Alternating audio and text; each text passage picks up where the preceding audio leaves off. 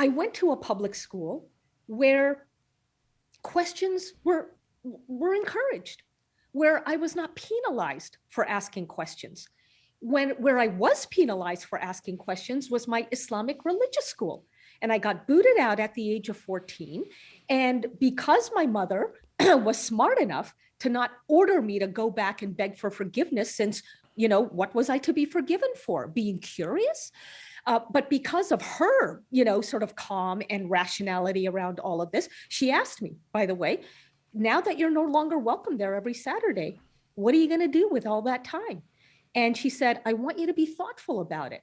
That vote of confidence made me want to live up to her expectations. And that's why I geeked out and went to the public library.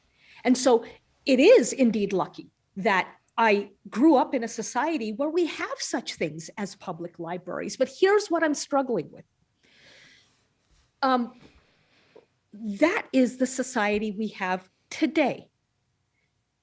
And yet, children are being told that they can't handle figuring things out for themselves, that they can't handle the welter of information that is out there, that they need to follow, what is right and what is wrong, and that we as adults will tell you what that is. Now, of course, that's an issue that's timeless, right? The authority of the adult. But we're in a situation now where the very advantages that we have living in a relatively free, still relatively democratic society are being framed as evils. So if a country with the wealth, in all kinds of ways, the wealth that we have, is nothing but a series of hurdles for young people, because that's what they are told, how does it get any better? It's the paradigm, the toxic negativity of this paradigm that it seems to me is just self-fulfilling. It's literally a race to the bottom. It's a race to the bottom being initiated by people who have no idea what the bottom is like. They do not know where they are taking us. You're so right about that. They don't know.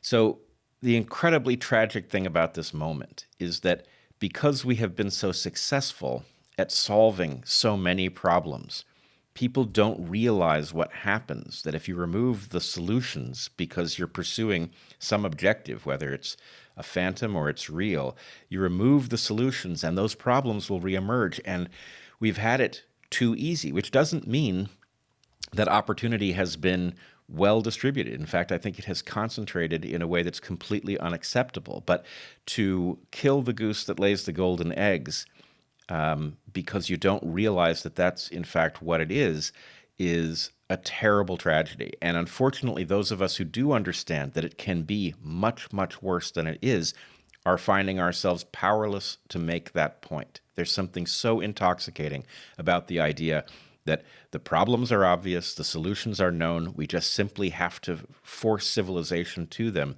that has made those with this power that is accumulating completely deaf to the warnings that they absolutely urgently need to hear.